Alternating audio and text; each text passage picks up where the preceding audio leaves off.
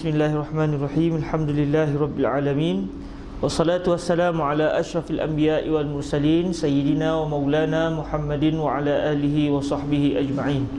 Ashhadu an la ilaha illallah wahdahu la syarikalah wa ashhadu anna sayyidana Muhammadan abduhu wa rasuluh wa safihu min khalqihi wa habibuh.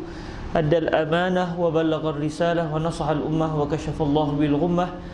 Allahumma salli wa sallim wa zid wa barik ala sayyidina wa maulana Muhammadin wa ala ali sayyidina Muhammad.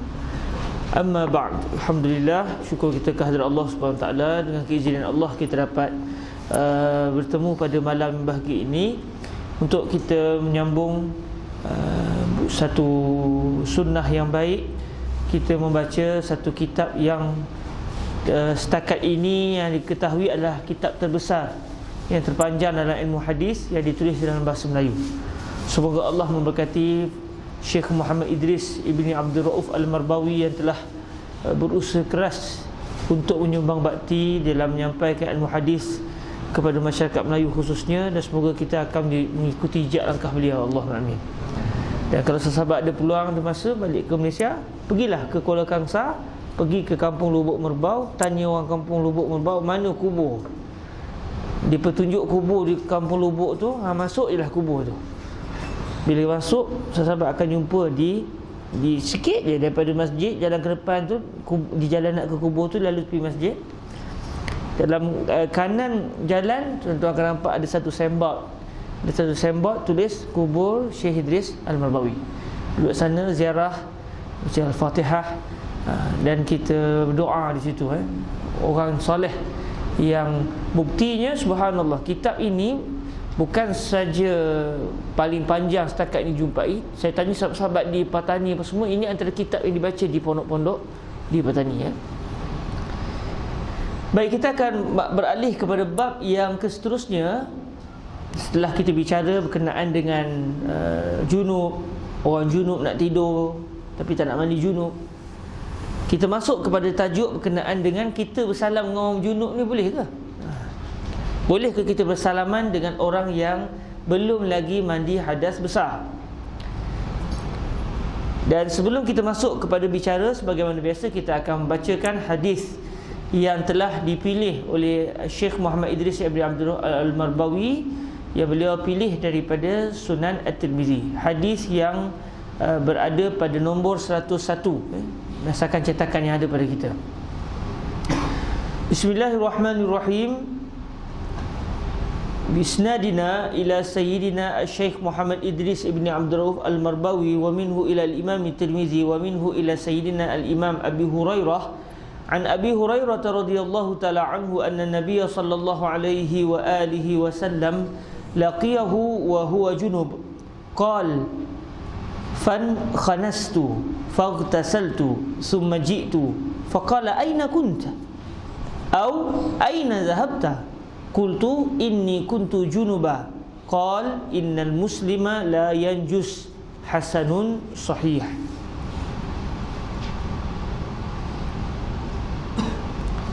Daripada Sayyidina Abi Hurairah radhiyallahu taala anhu bahawasanya Nabi sallallahu alaihi wasallam jumpa akan dia padahal ia junub, iaitu padahal dalam keadaan Sayyidina Abu Hurairah ketika itu dalam keadaan junub. Nabi tengok dari jauh, Nabi nampak Sayyidina Abu Hurairah, Sayyidina Abu Hurairah pun nampak Nabi. Patutnya bertemu lah lepas tu, sebab Nabi ke sini, kawan dia ke sini. Tapi subhanallah, tiba-tiba Sayyidina Abu Hurairah menghilang diri. Rupanya balik mandi junub, lepas tu barulah bertemu dengan Nabi dalam keadaan setelah selesai berjunub.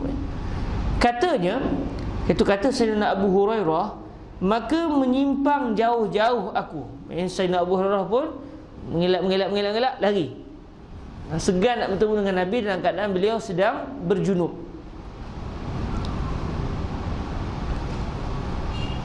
Maka menyimpang jauh-jauh aku, maka mandi aku, kemudian datang aku. Kemudian selepas mandi datang semula bertemu dengan Nabi. Maka sabdanya, di mana engkau ada? Pergi mana tadi?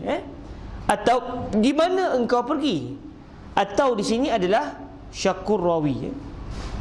Maknanya perawi tidak pasti. Yang Nabi sebut aina kunta ataupun aina zahabta.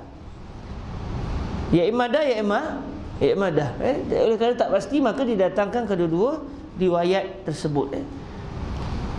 Kataku bahawasanya aku ada berjunub. Sabdanya bahawasanya orang Islam tiada najis. Bahawasanya orang Islam tiada najis. Hadis ini statusnya adalah hasan sahih.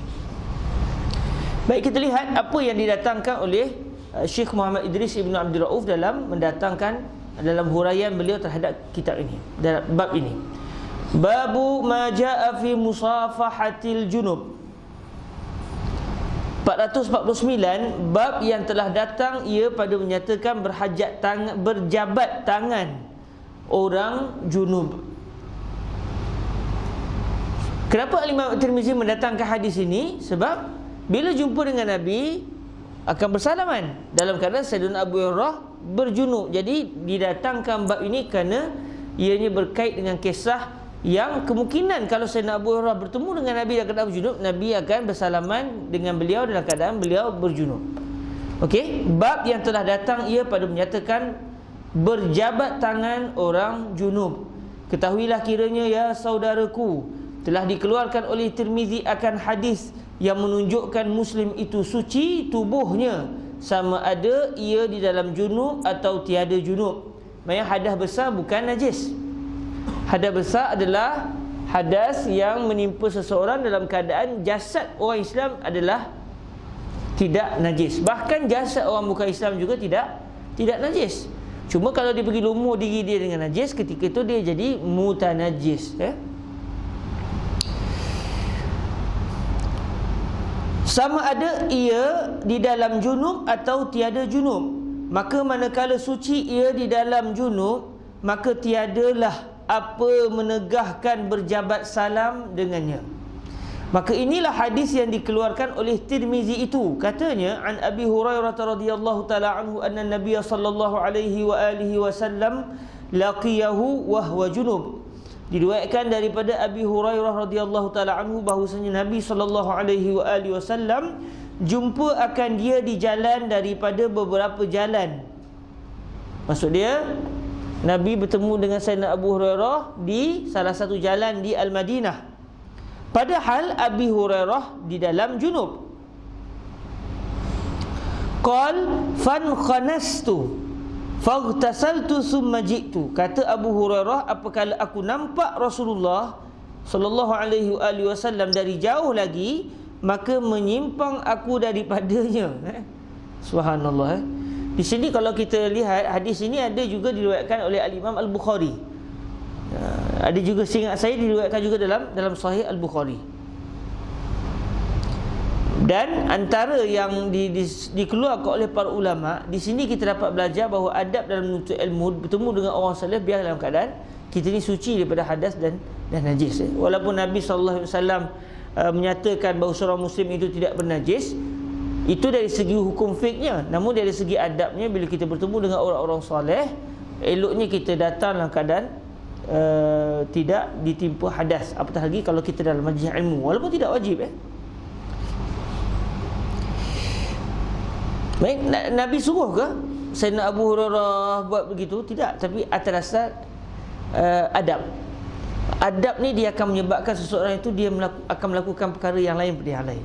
Al-adab, subhanallah. Apabila Nabi SAW minta Sayyidina Abu Bakar meneruskan solat, Sayyidina Abu Bakar tak mau ikut. Atas dasar adab. Adab dia akan menyebabkan seseorang itu yartaqi, dia akan naik dari segi tingkatannya, dan dengan sebab adablah seseorang itu akan masuk dalam pintu kewalian.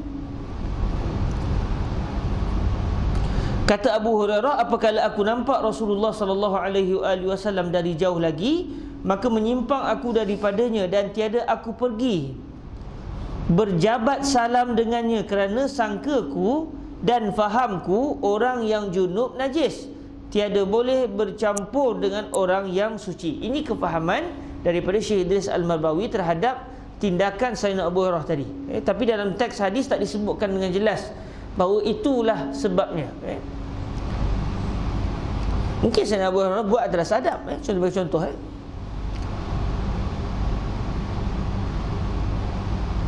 Maka mandilah aku, kemudian daripada sudah suci aku, datanglah aku kepada Rasulullah. Rupanya dinampak Rasulullah aku menyimpang daripadanya tadi. Pecah rahsia.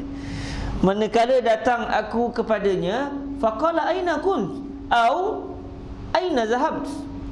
Maka sabdanya sallallahu alaihi wasallam, ke mana engkau tadi, atau ke mana engkau pergi tadi? Syak rawi, rawi tak pasti mana satu yang Nabi sebut, aina kunta ataupun aina zahabta. Mengapa kamu tidak berjabat salam denganku pun? Mengapa kamu tidak berjabat salam denganku pun dan memberi salam bertegur siapa? Kata Abu Hurairah, qultu inni kuntu junuba. Jawabku bahawasanya hamba ada berjunub. Bagaimana berjumpa dengan tuan hamba yang suci ya Rasulullah dan berjabat salam dengan tuan hamba? Apakala didengar Rasulullah sallallahu alaihi wasallam akan katanya demikian, lalu mengucap subhanallah. Dalam riwayat Imam Tirmizi tak disebut, tapi dalam riwayat Imam Bukhari seingat saya disebut subhanallah. Dan Nabi sebut subhanallah, subhanallah atas rasa takjub dengan tindakan Sayyidina Abu Hurairah. Lalu mengucap subhanallah, subhanallah, sebagai riwayat dalam Sahih Muslim. Mai saya tersilap tu, bukan Sahih Bukhari, Sahih Muslim. Syak rawi. Seolah-olah, saya rasa Sahih Bukhari memang ada, tapi tak apalah. Seolah-olah hairan Nabi akan faham Abi Hurairah bahawasanya orang yang junub tiada boleh bercampur dengan orang. Dan qal innal muslim la yanjus, sabdanya bahawasanya orang yang Islam itu tiada ia najis, hingga menjadi ia sebagai faham engkau junub tiada boleh bercampur dengan orang. Kata Abu Isa, dan pada bab ini ada riwayat daripada Huzaifah, dan hadis Abi Hurairah ini hasan lagi sahih. Jadi dalam hadis ni walaupun disebut innal muslim, ini adalah atas dasar kerana ketika itu Rasulullah dengan Sayyidina Abu Hurairah dan ketika itu adalah semuanya orang Islam. Namun dari segi hukum fiqahnya, tidak semestinya hanya orang Islam saja yang tidak bernajis. Manusia seluruhnya tidak bernajis, berdasarkan pendapat yang kuat. Walaqad karramna bani Adam. Kita tengoklah sama ada Imam Syekh Dis Nabawi sebut ataupun tidak bahasan tu. 450 masalah berjabat salam dengan orang junub dan hukumnya. Kata Abu Isa, dan sungguhnya telah memperharuskan, maksud dia memperharuskan, dibenarkan, dibolehkan, dan sungguhnya telah memperharuskan oleh ketiadaan seorang daripada ahlul ilmi. Maksudnya bukan seorang, bahkan ramai. Ramai di kalangan ulama yang mengatakan tak ada masalah salam dengan orang berjunub. Sungguhnya telah memperharuskan oleh ketiadaan seorang daripada ahlul ilmi pada berjabat salam dengan orang junub itu, dan tiada memikir mereka itu akan peluh junub dan orang haid itu salah, yakni najis. Intaha. Bahkan memikir mereka itu akan tiada najis tubuh orang yang junub. Maka manakala tubuhnya tiada najis, maka peluhnya pun dikira jua.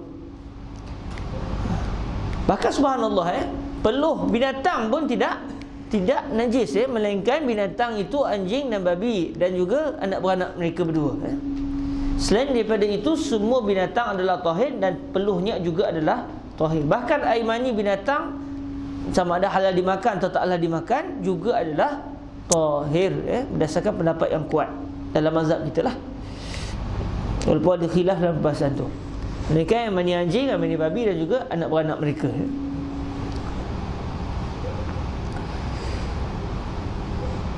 Dan kata Nawawi di dalam Syarhu Muslim pada babu jawazi naumil junub, dan telah ijma' sekalian ulama atas bahawasanya badan orang junub dan peluhnya itu suci.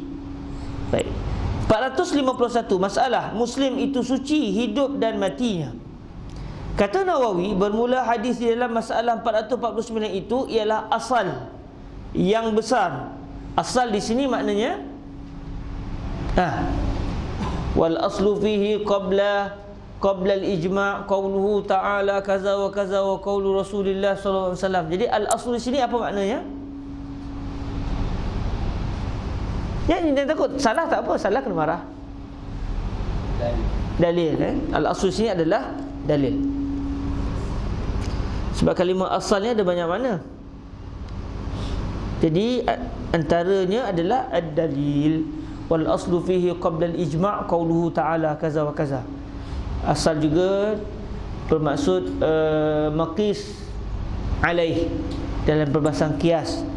Asal juga bermaksud ar-rajih. Wal aslu fi al-kalam al-haqiqah. Jadi al-aslu sini bukan ad-dalil, tapi al-aslu sini adalah ar-rajih. Jadi ada banyaklah. Ini antara kalimah yang dia mempunyai makna yang pelbagai. Kata Nawawi, bermula hadis dalam masalah 449 itu ialah asal yang besar pada suci orang Islam itu hidupnya dan matinya. Maka adapun tubuh muslim yang hidup, maka iaitu suci ia dengan ijma' muslimin. Hingga anak yang dikandung di dalam perut ibunya itu pun suci apabila diperanakkan dia oleh ibunya, padahalnya ada atasnya air basah faraj.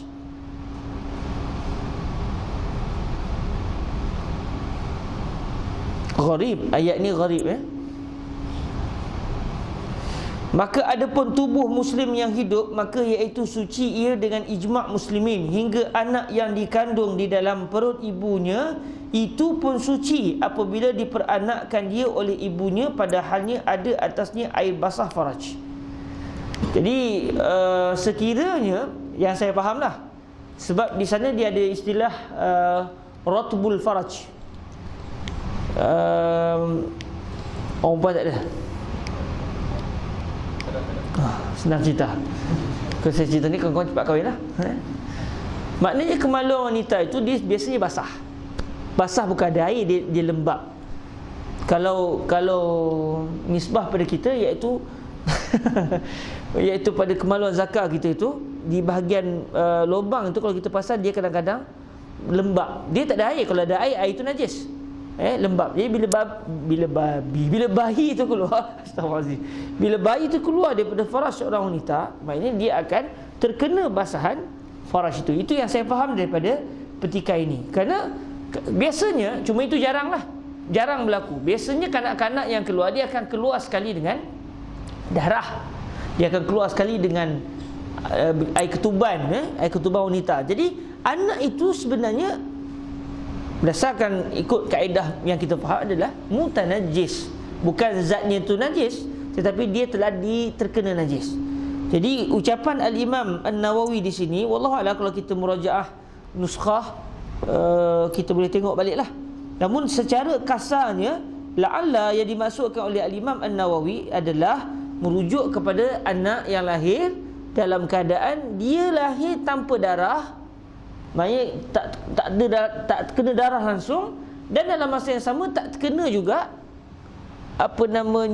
sebarang cecair yang keluar daripada faraj ibunya sewaktu dia lahir. Maknanya dia lahir kering, Cuma bila lahir kering, dia akan lalu kemaluan tu, dan kemaluan tu dalam tu basah. Okey? Jadi itu yang moga-moga itu yang diinginkan dalam petikai ini.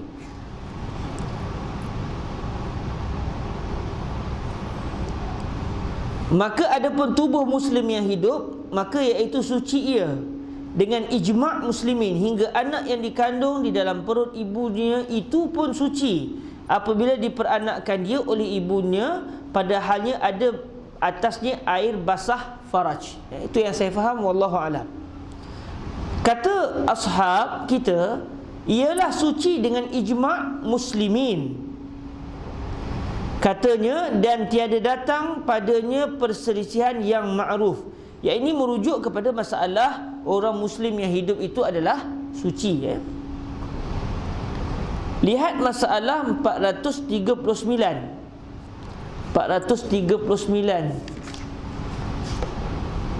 Tengok balik. Basah faraj perempuan, selesai masalah. Okey, jelas. Dah tahu dah, memang itulah bendanya, tak ada benda lain. Okey. Jadi maknanya kemaluan kanak-kanak yang keluar daripada kemaluan seorang ibu dalam keadaan kering. Kering dengan masuk tak ada darah langsung, dan benda ni jarang berlaku lah. Ghalibnya kalau kita dah berkeluarga nanti, insya-Allah anak yang akan lahir tu memang dia keluar dengan darah-darahnya sekali, dengan darah yang daripada kemaluan ibunya sekali. Jadi doktor akan lap-lap apa semua. Jadi kita pun akan azan. Biasanya tak mandi teruslah.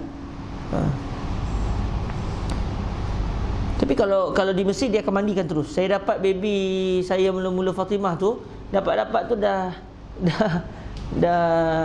ni dah shampoo apa semua dah. Tapi kalau kat Malaysia tu sebab kita diboleh masuk dalam tempat salin tu, jadi bila lahir-lahir tu terus kita pegang lah. Di sini tak bagi. Saya tanya nurse kenapa tak boleh, dia kata sebab ada kes orang Arab kacau doktor nak berkata jangan doktor, nanti isteri saya sakit, janganlah, kali susah doktor. Dia tunggu buat keputusan, suami tak boleh masuk, ganggu. Dia bukan mujtahid dalam bab tu, tapi dia nak mandai-mandai juga. Okey. Lihat masalah 439. Pada kenjisan. Allahu akbar, subhanallah. Saya jenuh mencari apa kalimah dia. Pada kenajisan, subhanallah. Katanya, dan tiada datang padanya perselisihan yang ma'ruf. Lihat masalah 439. Ini merujuk, rupanya saya silap bukan merujuk kepada masalah suci hidup dan mati tu, tapi merujuk kepada bayi yang keluar tu sendiri, secara khusus. Kata ashab kita ialah suci dengan ijma' muslimin. Katanya, dan tiada datang padanya perselisihan yang ma'ruf. Lihat masalah 439. Kita boleh rujuk balik lah. Sebab setahu saya memang ada khilaf dalam masalah farash, kebasahan farash perempuan. Macam mana disebut ijma' di sini? Wallahu a'lam. Bolehlah kita tandakan tanda soal untuk kita sama-sama murajaah. Nanti minggu hadapan saya akan tanya sahabat, dah buka belum Syarhun Nawawi dalam perbahasan ini? Untuk saya tanya. Dah ya. Lihat masalah 439. Pada kenajisan basah farash perempuan. Dan tiada juga datang khilaf yang tersebut di dalam kitab-kitab ashab kita pada kenajisan zahir telur ayam dan seumpamanya, kerana bahawasanya padanya dua wajah menurut atas basah faraj. Inilah hukum muslim yang hidup. Inilah hukum muslim yang hidup. Telur ayam tu, kalau telur tu keluar-keluar dengan tahi, dia ada sekali terlekat di telur, jadi dalam mazhab kita najis lah. Tapi kalau dia keluar dalam keadaan kering, tak ada basah langsung, tak ada berlendir langsung, maka ketika itu dia tidak dianggap mutanajis. Baik, 452 masalah muslim yang mati dan kenyataan sucinya. Kata Nawawi, bermula muslim yang mati itu ada padanya khilaf ulama pada sucinya, sebab dia mayit. Jadi bila mayat, dia seperti mayat binatang yang lain. Jadi kalau binatang bila mati dia jadi bangkai kalau tak disembelih, atau dia disembelih cuma dia tak boleh dimakan. Contoh macam harimau, kita sembelih dia tetap hukumnya bangkai. Jadi dikiaskan kepada hayawan yang lain. Cuma pendapat yang kuat tidak begitu.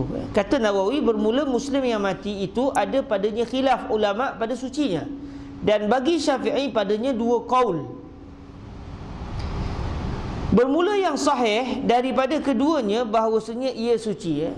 Baik, para hadirin dirahmati Allah, Al-Imam An-Nawawi dalam kitab syarah beliau terhadap Sahih Muslim tidak meraihkan istilah yang beliau sendiri susun dalam kitab-kitab fiqh.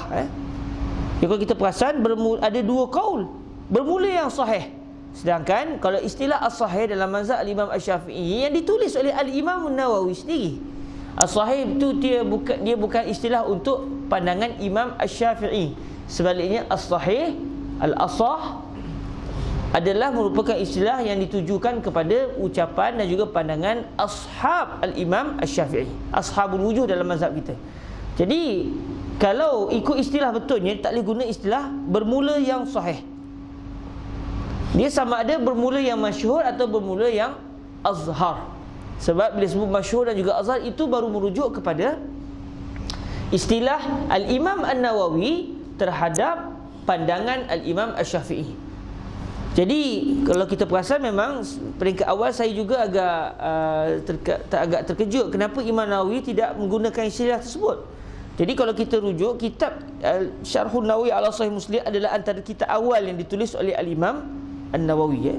Kitab awal yang ditulis oleh Al-Imam An-Nawawi, dan tidak mustahil kitab ini ditulis lebih awal sebelum daripada kitab Minhajut Talibin.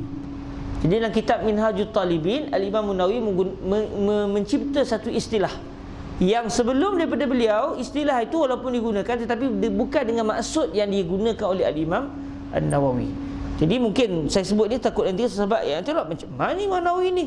Kita dalam kitab beliau sendiri iaitu Minhajut Talibin karangan Al-Imam An-Nawawi, mana tu wahai su aqul asahu aw sahih fa minal wajhaini aw al awjuh fa in qawi al khilaf qultul asahu illa fas sahih. Tiba-tiba disebut bermula yang sahih. Memang tak betul ni, patutnya bermula yang, tengoklah kalau dua pendapat tu kuat, kita kata bermula yang azhar. Jadi di sini kita dapat belajar bahawa Imam An-Nawawi tidak menggunakan istilah beliau sendiri dalam kitab Syarhun Nawawi ala Sahih Muslim. Apatah lagi kerana kitab Syarhun Nawawi ala Sahih Muslim adalah kitab yang menguraikan hadis secara khusus, bukan bermatlamat secara utamanya untuk menceritakan mazhab Imam Syafi'i kata apa. Jadi dalam perbahasan kitab fiqh, okey, istilahnya lain. Walikulli kitabin istilah. Kata Nawawi, bermula Muslim yang mati itu ada padanya khilaf ulama pada sucinya, dan bagi Syafi'i padanya dua qaul. Istilah qaul tu memang diguna pakai untuk Al-Imam Asy-Syafi'i. Kalau ashab guna qaul diguna as-sahih itu dalam menentukan kekuatan. Kalau Imam Syafi'i digunakan istilah qaul. Wa fi qaulin kaza, contoh. Wal Syafi'i salas aqwal, dia sebut salas satu lagi tu. Apa yang satu lagi tu? Kalau untuk ashab dia akan guna satu istilah lain. Wajhun, Allah Ta'ala.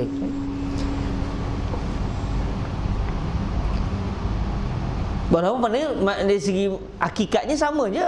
Yang dimasukkan qaul iaitu ucapan, yang dimasukkan wajah juga adalah hakikatnya pandangan, ucapan. Tapi dibezakan. Kenapa dibezakan? Untuk menunjukkan penghormatan kepada Al-Imam Asy-Syafi'i, sehingga dibezakan. Ini pendapat Al-Imam Asy-Syafi'i, kita guna istilah khusus. Walaupun hakikatnya boleh sekali-sekali lah kan.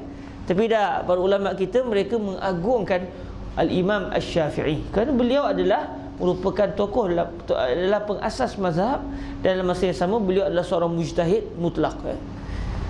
Sehingga dibezakan. Kalau pendapat asah, sahih, disebut kalimah sahih, orang akan faham lawan kepada sahih adalah dhaif.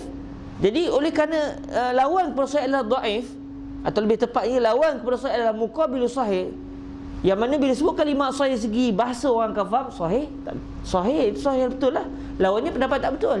Jadi nak dikatakan kepada Imam Asy-Syafi'i tak sesuai, pendapat Imam Syafi'i tak betul, tak sesuai. Akhirnya ditukar, dibuat satu istilah khusus, iaitu masyhur, pendapat yang masyhur, pendapat yang selain daripada yang masyhur. Maknanya begitu tertibnya para ulama kita di dalam meraihkan kewibawaan para ulama terdahulu. Hari ni orang main hantam ni semua, tak kira siapa. Dia rasa macam Imam Syafi'i tu geng-geng dia. Bermula yang sahih daripada keduanya bahawasanya ia suci. Memang orang mati juga sama seperti orang hidup. Maka kerana inilah dimandikan dia. Sebab kalau ia najis, kita mandikan dia, apa yang berlaku? Kita dah sebut dalam bahasa fiqh, najis akan menajiskan satu benda yang suci apabila berlaku salah satunya basah. Ya, kalau si mati itu najis, kita basuh dia, hakikatnya najisnya tak hilang, kita pula jadi bernajis sebab kita pegang najis yang basah.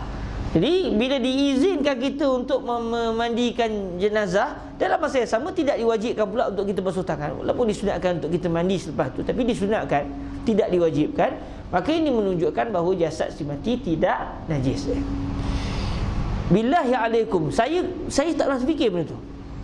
Maknanya tengok macam mana ulama kita sampai ke situ, mereka dapat mengeluarkan istinbat hukum berdasarkan perbuatan-perbuatannya. Kita mandi mayat, tak pernah kita fikir, oh kalau mayat ni najis, mesti tak boleh mandi. Tapi bila boleh mandikan mayat, menunjukkan bahawa dia tidak najis. Nak ceritanya, otak kita tak sama dengan otak orang dulu, tak sama dengan otak para ulama dahulu. Mereka selain daripada kerajinan mereka yang tak dapat dikalahkan oleh kita, mereka juga diberikan taufik yang hebat oleh Allah Subhanahu taala. Allah maj'alna minhum. Maka kerana inilah dimandikan dia, dan kerana sabda Nabi SAW di dalam hadis pada masalah 449, innal muslima la yanjus, bahawasanya orang Islam itu tiada najis ia. Sebab orang Islam bukan merujuk kepada orang yang hidup saja, maka termasuk juga orang Islam yang telah meninggal dunia. Sama juga dengan manzara akhahu, siapa yang menziarahi saudaranya, dia ziarah kerana Allah. Maka menziarahi saudaranya itu bukan apabila saudaranya masih hidup saja, termasuk juga sekiranya saudaranya sudah meninggal dunia. Bahkan kata Fadilatul Syekh Yusri bin Rushdi Al-Hasani, orang yang menziarahi orang yang telah mati ke kuburnya, itu adalah hakikat menziarahi saudaranya kerana Allah. Sebab kalau ziarah orang yang masih hidup, mungkin kita nak jumpa Ustaz Marwan dan Ustaz Marwan belanja. Kalau tidak, tembak, contoh kan. Tembak tu kami ada satu istilah lain antara Ana dengan Ustaz Marwan. Ni bukan tembak yang kita faham lah. Ni istilah lain. Okey. Maknanya kalau ziarah orang lain mungkin ada benda. Sebab kita nak suruh dia belanja kita ke, sama ada kita nak perhabiskan murah dia ke, adalah bendanya. Sama ada kita nak boring kat rumah kita lepak rumah dia ke, dia rajin masak ke, dia ni jenis kalau makan tak boleh makan seorang-seorang, kena ajak kawan-kawan ke, contoh. Baik, ada juga maknanya manafi' dunyawiyah. Tapi kalau kita ziarah orang yang telah mati, adakah kita ya Sidi Sayyidina Al-Husain fini syai, fini al-qahwah, mafish leh, contoh kan, tak ada. Ada kita dapat layanan, tak ada juga, duduk situ. Maknanya, tapi kenapa kita pergi? Sebab kita nak ziarah. Jadi hakikat ziarah seorang saudara semuslim yang ikhlas betul-betulnya adalah apabila kita menziarahi orang yang telah meninggal dunia, dan dia tetap saudara kita, saudara seakidah. Dan mati itu tidak sama sekali memutuskan persaudaraan sesama muslim.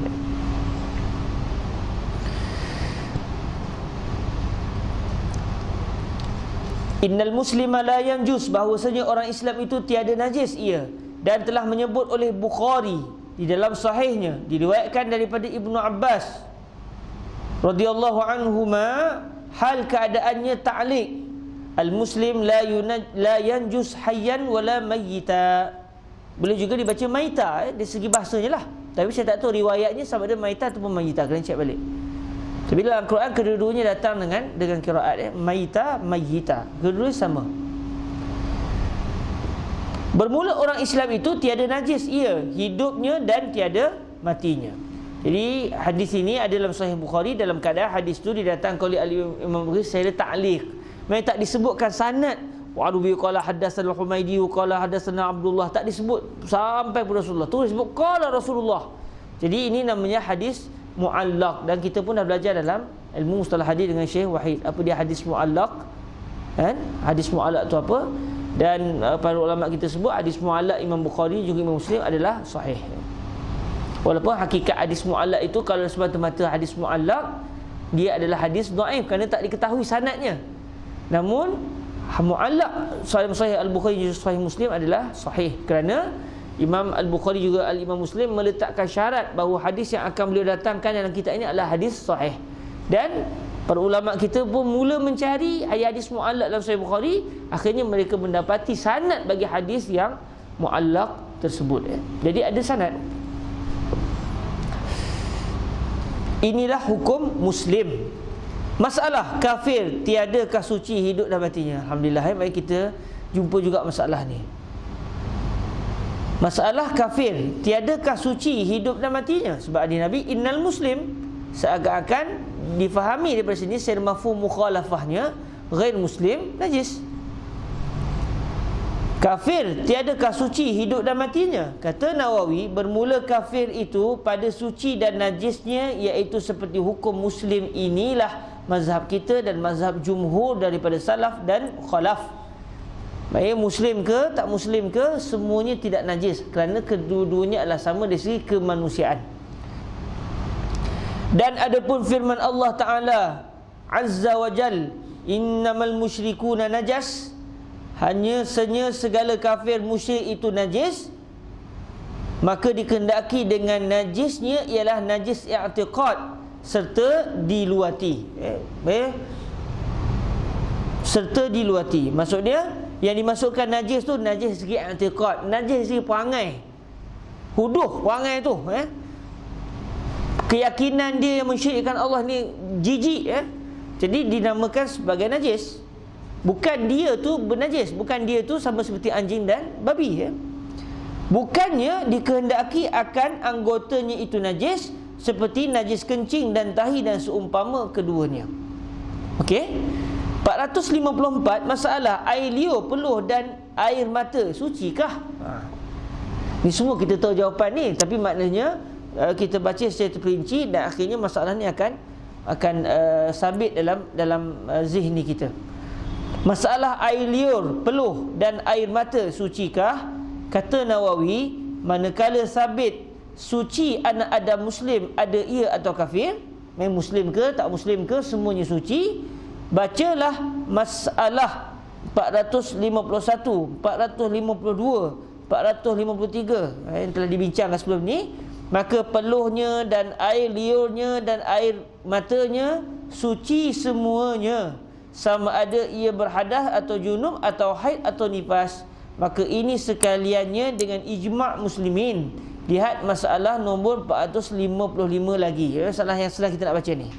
455, masalah air liur, kain dan badan kanak-kanak sucikah? Kata Nawawi, bermula air liur kanak-kanak dan badannya dan kainnya ditanggungkan atas suci belaka hingga diyakinkan najis. Kerana berdasarkan kaedah, kita tidak akan menajiskan satu benda melainkan dengan yakin. La nunajjis syai'an illa biyaqin. Ada orang nak naik bahi, entah ada muntah kan, entah ada orang kencing seluar apa, dia tak berani dulu. Ni pasal mungkin aslu ada ke najis tu, tak ada, bukan jalan je lah. Kita tidak akan menajiskan satu benda melainkan dengan keyakinan, iaitu 100% memang tahu benda tu bernajis, barulah kita kata dia adalah najis. Maka najislah. Okey. Jadi contoh macam air liur budak, ada tak kemungkinan najis? Ada.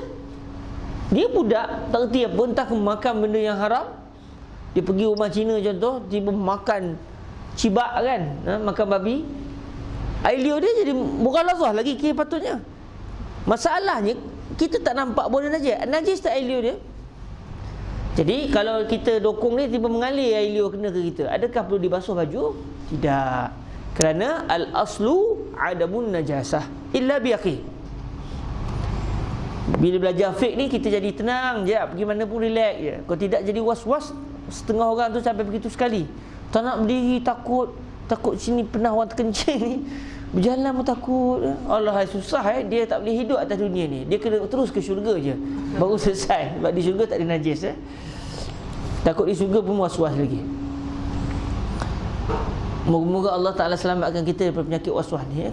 Tak kena sedap lah. Kalau kena tu sedih kat tu. Minta-minta dijauhkan Tuhan. Kata Nawawi, bermula air liur kanak-kanak dan badannya dan kainnya ditanggungkan atas suci. Maksudnya kita iktibar bahawa dia adalah suci,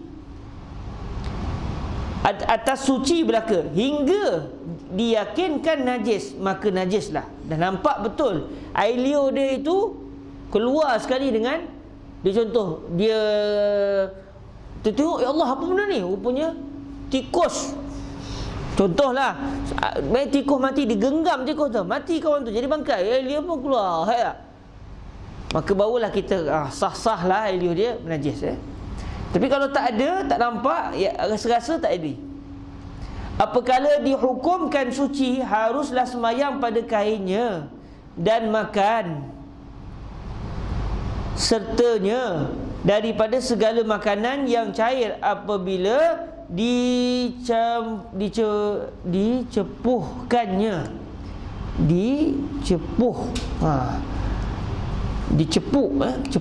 dicepuhkannya atas tangannya ke dalamnya. Sebentar tuan-tuan, kita bahasa ni tak boleh lah, kena rujuk balik lah.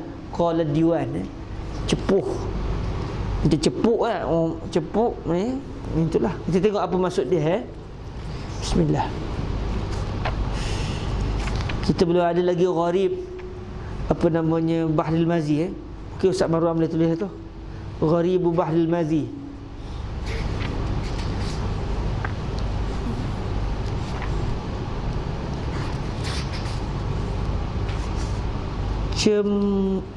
Cempedak, celurut, ya Allah, macam-macam bahasa. Celus ada celus. Cuma yang sebut celus lah, celus. Ni apa tadi? Cepuh.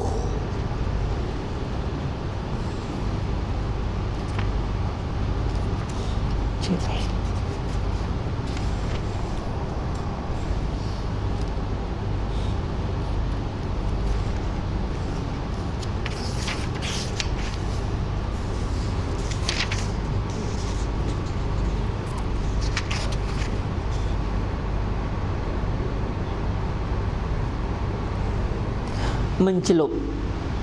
Cepuh bermaksud celup. Alhamdulillah. Cepuk lain cepuk lain. Cepuh, mencepuh iaitu mencelup sesuatu dalam benda cair yang panas. Kita boleh salin kot. Moga-moga inilah yang dimasukkan oleh pengarang. Mencelup tangan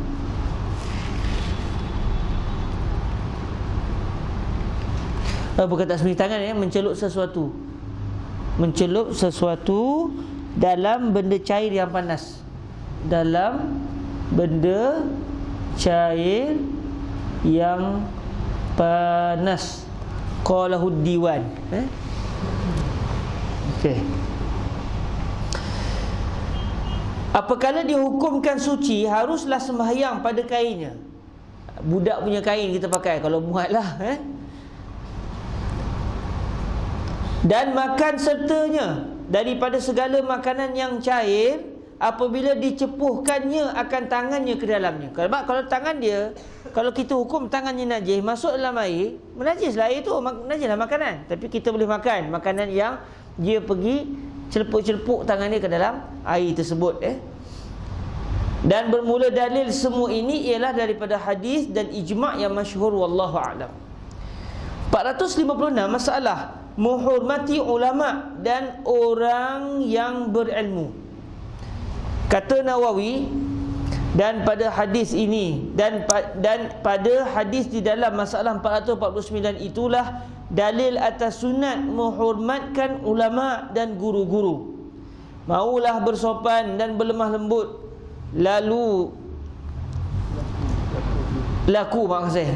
maulah bersopan dan berlemah lembut laku dan pekerti apakala sekedudukan dengan mereka itu dan berserta dengannya.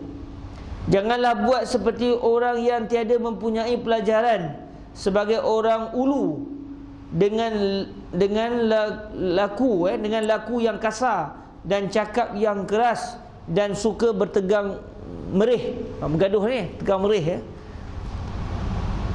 urat merih ni sampai timbul ni nak mengamuk dengan guru kalau kita tengok budaya ini makin lama makin terhapus dalam masyarakat kita. Dulu memang guru tu begitu dihormati tapi kalau hari ni kalau kita tengok kadang-kadang guru tu dibantai dia anak murid. Hilang mana barakah tu sebab tu budak-budak sini walaupun berpelajaran jadi bodoh juga perangai sudah sebab tak ada keberkatan tu. Kata Sayyidina Ali, man 'allamani harfan sirta lahu 'abda. Kan dalam ta'limul muta'allim sebut itu, man 'allamani harfa sirta lahu 'abda. Siapa yang mengajar aku satu huruf, aku akan jadi hamba dia. Jadi sampai begitu sekali, dan nak menyatakan betapa ilmu itu adalah satu sebab untuk kita menghormati masyayikh kita yang telah mendidik kita Bahkan biarlah ada atas sempurna sifat dan kelakuan. Dan kita semua sedia maklum dalam hadis Sayyidina Jibril alaihi salam, ketika Sayyidina Jibril datang bertemu dengan Nabi sallallahu alaihi wasallam, bertanya soalan, tengok tertib tak Sayyidina Jibril dengan Nabi, subhanallah.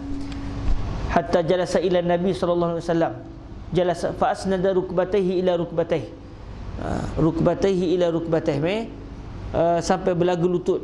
Masuk belaga lutut ni ada dua kemungkinan lah, memang berapat sungguh, maka ketika itu tidak dituntut lah. Jangan tuan-tuan lepas ni belajar dengan masyayikh pergi, Syekh tafadhal Syekh ni dah rukbah bita'i, tafadhal fa asnada rukbatayhi ila rukbatayhi, tak boleh gitu. Jadi kata ulama, kalaulah Sayyidina Jibril pada ketika itu memang realitinya sampai melekat lutut beliau dengan beliau ketika itu datang dalam rupa seorang manusia, Sayyidina Jibril merapatkan betul lutut beliau dengan lutut Nabi, maknanya itu adalah untuk menunjukkan bahawa beliau ni orang luar yang tak tahu adab. Supaya sahabat ni, siapa ni, Badawi mana ni, kan? Tapi kalaulah yang berlaku itu adalah Sayyidina Jibril duduk dekat dengan Nabi, bukan sampai belaga lutut, tapi nak kata dekatnya itu sampai seakan-akan belaga lutut, maka itu juga kata para ulama menunjukkan kita dengan guru ni perlu dekat.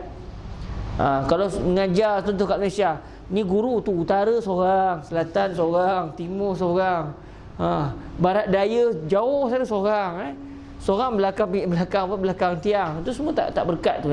Itu bolehlah majlis santai-santai, boring-boring tak tahu nak buat apa, dengarlah ceramah. Kita cakap banyak kali pun kau tak mau dengar juga orang tua ni kadang-kadang. Dia rasa tak larat lah, dia kata boring lah kan. Dia nak santai-santai, tak apalah buat macam mana. Tapi dalam menuntut ilmu, kita sebagai talibul ilmi jangan perangai begitu, kan? Semakin kita jauh menunjukkan kita tak ambil ihtimam. Bila itu sikap kita, maka begitu juga yang kita akan dapat. Kita akan dapat kasar-kasar je, tak dapat secara dekat-dekat ni. Secara rapat-rapat dalam-dalam ni tak dapat. Dalam masa yang sama, kata Fadilatul Syekh Yusri bin Rujdi, ini juga mengajar kita untuk kita ni dengan guru dekat dari segi roh. Maknanya kita doakan guru, kita agungkan dia dalam ucapan-ucapan kita, menunjukkan kita itu rapat dengan beliau. Maka di situ akan datangnya keberkatan dalam menuntut ilmu. Hadis Sayyidina Jibril itu memang satu benda yang sangat besar. Baik, sebelum kita belajar soalan Sayyidina Jibril itu, kita dah belajar adab yang disebut, yang dipraktik oleh Sayyidina Jibril yang datang dalam rupa seorang pelajar kepada baginda Nabi sallallahu alaihi wasallam. Bahkan biarlah ada atas sempurna sifat dan kelakuan. Kata Nawawi, dan sungguhnya telah disunatkan oleh ulama bagi penuntut-penuntut ilmu itu maulah memperbaikkan kelakuannya pada waktu duduk dengan guru. Biarlah suci dan bersih pakaian, jikalau buruk sekalipun. Kalau baju tu dah buruk, buat macam mana, tapi biar bersih. Sebab tu Fadilatul Syekh Husni ketika menghuraikan hadis Sayyidina Jibril apabila datang dalam keadaan pakaiannya syadidu bayadu siyab, syadidu sawadi sya'ar. Syadidu bayadu siyab menunjukkan pakaiannya bersih. Kalau baju putih, lepas tu kotor, nampak kotor tu. Jadi bila putih sesangat-sangatnya menunjukkan pakaian sangat bersih. Jadi itu yang sepatutnya kena ada pada talibul ilmi. Dan seingat saya Fadilatul Syekh Nuruddin bin Marbu Al-Banjari istimbatkan pada hadis ni bahawa orang yang menuntut ilmu ni eloknya pakai baju warna putih. Itu istimbat yang lain lah dalam kisah Sayyidina Jibril tadi. Janganlah membawa badan dan muka dan kaki tangan berkarat dan berkumuh-kumuh. Janganlah membawa badan dan muka dan kaki tangan berkarat dan berkumuh-kumuh. Maksudnya kotor lah kot dia masuk sini. Kita tengok sikit apa makna kumuh-kumuh.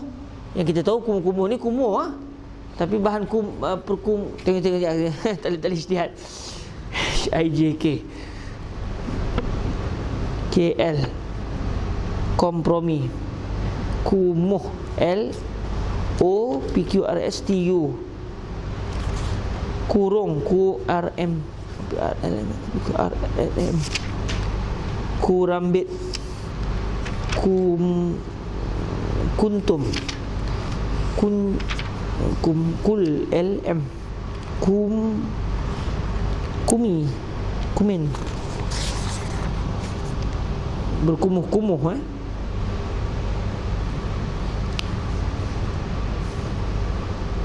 kotor Minangkabau. Rupanya bahasa Minang, saya pun tak tahu. Kumuh daripada bahasa Minangkabau, kotor, keji, cemar, berhati kumuh, tidak bersih. Tidak bersih hatinya. Kumuh maksudnya kotor.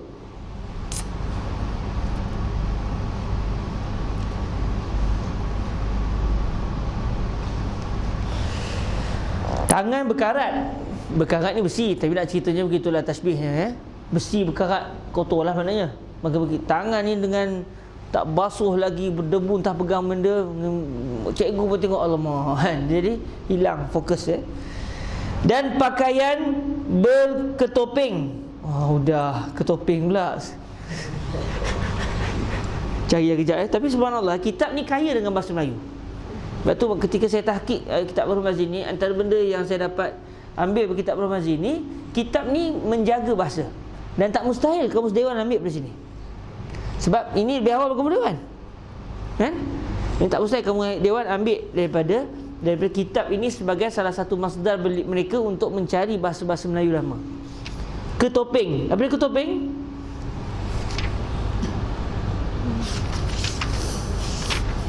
Topeng tahulah. Kontan. Ketopeng. Kiup. Kikir. Keteng. Kecurut. Kerucut. RST. RST. Ketayap. Ketayap dari kopiah. Ketopeng. Ketela. Keteng. Ketial. Ketiau. Ketipung. Ketipung payung, gendang kecil, ketipung. Ketopong. Ketopong ada.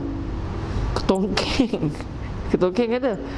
Ketopong. Ketopeng. Mungkin ketuping, LM. Ketutu. Ketup. Alamak tuan-tuan, tak ada lah. Sampai kita kepada masalah apabila bahasanya tidak ada. Kena tanya orang Kuala Kasar. Bau. Sekejap tadi. Berketuping. Berketopeng. Ketopeng. Ketopeng. Ambil kalimah topeng. Copan camping tu ijtihad ke macam mana tu? Ketup. Tension lah kalau jahil tak jumpa, kan. Tapi tak apa, ini satu benda yang baik. Ketop. Keteng. Sabaran, ada pernah dengar ke Sabaran? Aku baca dalam kitab-kitab lama ke?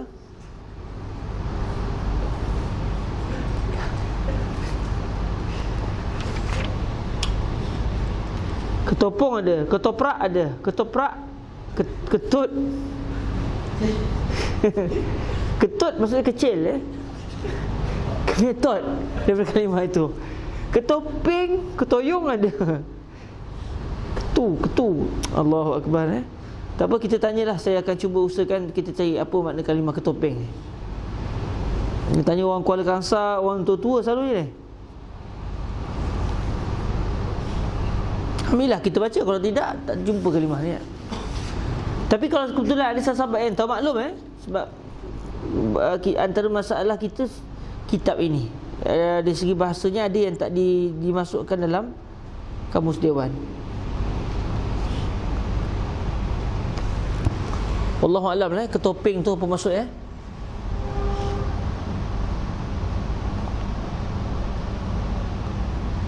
Atau ambil kalimah topeng, maknanya topeng tu menutup. Maknanya dia pakaian tu jadi berkerak. Maknanya pakaian tu jadi berselaput dengan kekotoran, berselaput dengan kotoran. Kita cuba tengok ayat ni. Dan pakaian berketopeng dengan bermacam-macam benda yang menempeknya. Yang ketopeng ni sah-sah adalah benda kotor yang menempel, tapi secara tepatnya kita tak pasti. Jadi secara ayatnya gitulah. Dan eloknya dibuang bulu-bulu yang disuruh buang. Bukan orang tengok pun. Orang bukan tahu pun, tapi maknanya kita dari segi adab. Dari segi adab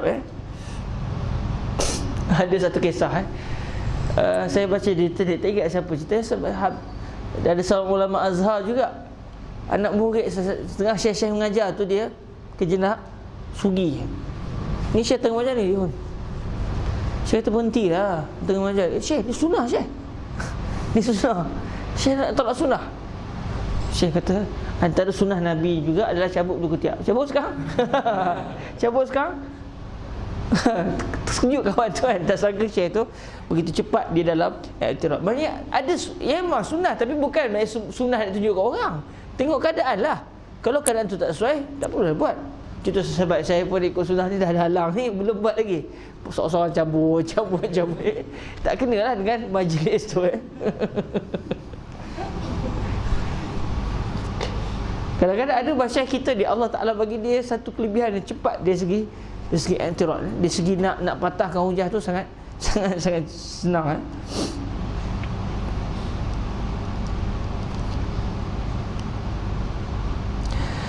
Dan eloknya dibuang bulu-bulu yang disuruh buang. Jangan sampai rupa orang betina yang disuruh, jangan sampai rupa orang betina yang disuruh bermisai, berjanggut dibuang sama sekali. Janganlah. Maknanya kalau bukanlah bulu yang nak dibuang tu bulu hari-hari, bulu ketiak, bukan yang dicukur misai, cukur janggut. Dah pula jadi amrat. Syekh kata sebab dalam mazhab kita sunat, dalam mazhab lain wajib boleh janggut. Jadi siapa yang ada janggut, biarkanlah. Siapa yang ada misai, biarkanlah. Tapi kalau misai sampai tutup mulut, potonglah yang sepatutnya. Dan maulah buang kuku.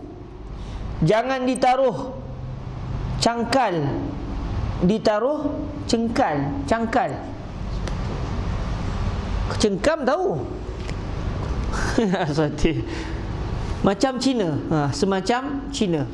Kuku panjang kot Cuba kita nak tengok sekejap. Cengkal ke cangkal? Apa ni? Siapa yang tahu beritahu Cenggal.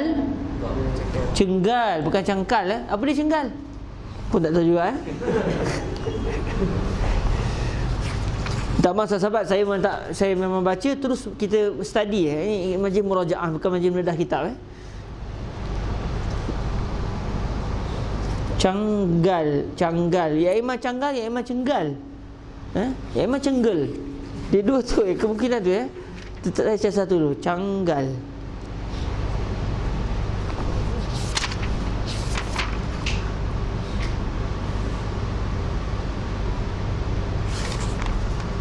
Canggih. Canggih tu lah kan. Boleh masuk canggih. Sekolah Kangsa. Jijik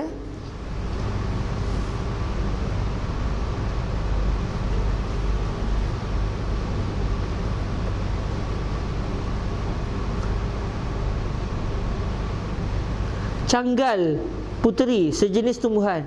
Kedi, leban condong, melampai bukit, mengkedi. Tu bukan itu. Pokok-pokok ni bukan dia lah. Canggal bukan cenggal. Tengok cenggal pula.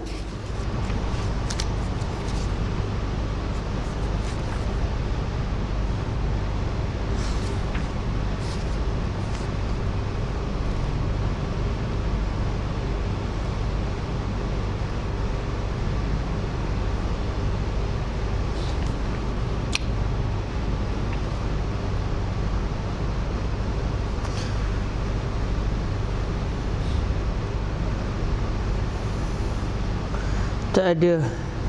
Cenggal tak ada. Cengkadak ada Cengeng. Cengeng. Ya Allah, tak tahulah bahasa tu dah tak terjumpa lagi kita. Cenggel, ada ke cenggel? Tadi je lah kau jumpa tak? Cenggel tak ada. Cenggal pun tak ada. Cenggel. Cenggang, berjauhan tak kena. Cenggeh, tenggek, cenggeret tak dijumpai Wallahualam. Di kalimah ni juga tak diketahui. Dia ni kita banyak jumpa kalimah tak ketahui. Jadi pakat-pakat cuba cari. Berketopeng tu nampak dah dia punya agak-agak maksud dia. Canggal ni tak tahu diketahui apa dia. Ala kuliah kita faham lah maksud Syekh Idris tu. Dan maulah buang kuku, jangan ditaruh canggal, cenggal semacam Cina. Media panjang orang Cina kan orang perempuan dah dulu, tapi sekarang ni orang Melayu pun sama Cuma kalimah cenggal tu sendiri apa maknanya wallahualam. Ditaruh panjang ke tak tahu Dan hendaklah jauhkan daripada membawa bau busuk dengan badannya hancing dan hamis bau kambing. Mandi dulu maknanya.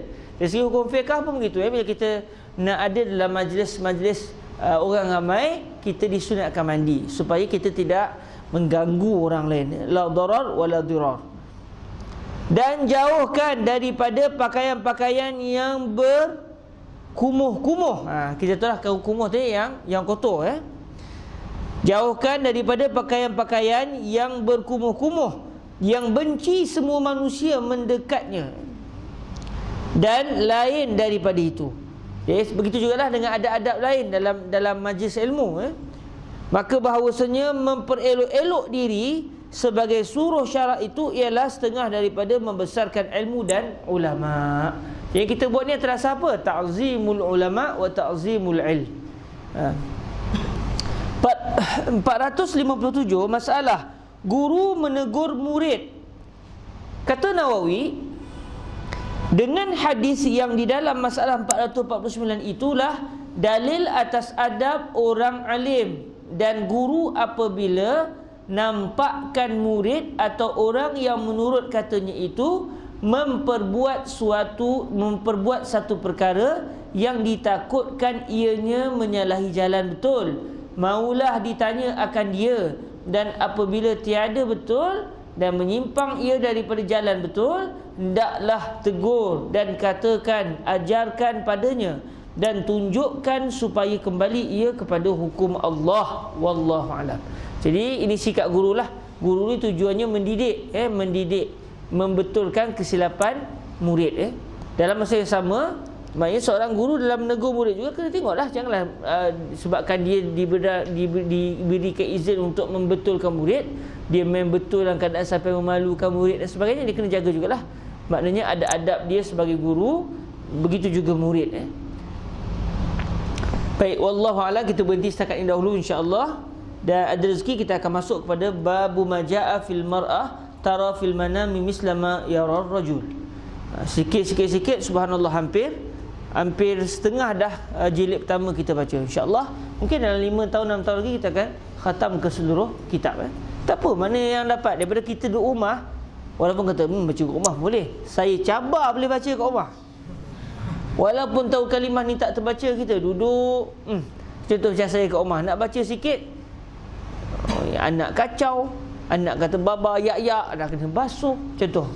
Dia akan jadi kita tak dapat fokus. Tapi kita berada dalam majlis ilmu, barakahnya kita dapat duduk dan kita dapat menghalusi apa yang kita pelajari. Alhamdulillah rabbil alamin. Sekali itu dahulu, moga diberkati Allah Subhanahu wa ta'ala. Allahumma salli afdala salatin ala as'adi makhluqatik Muhammadin wa ala alihi wa sahbihi wa sallim adada ma'lumatika wa midada kalimatika kullama zakaraka dzakiruna wa ghafala an zikrihil ghafilun. Allahumma على أسعد مخلوقاتك سيدنا محمد وعلى آله وصحبه وسلم عدد معلوماتك ومدادك كلما ذكرك الذاكرون وغفل عن ذكره الغافلون. اللهم صل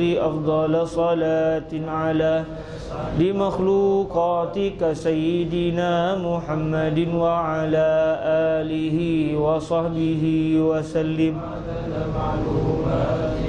مداد كلماتك كلما ذكرك الذاكرون وغفل عن ذكره الغافلون.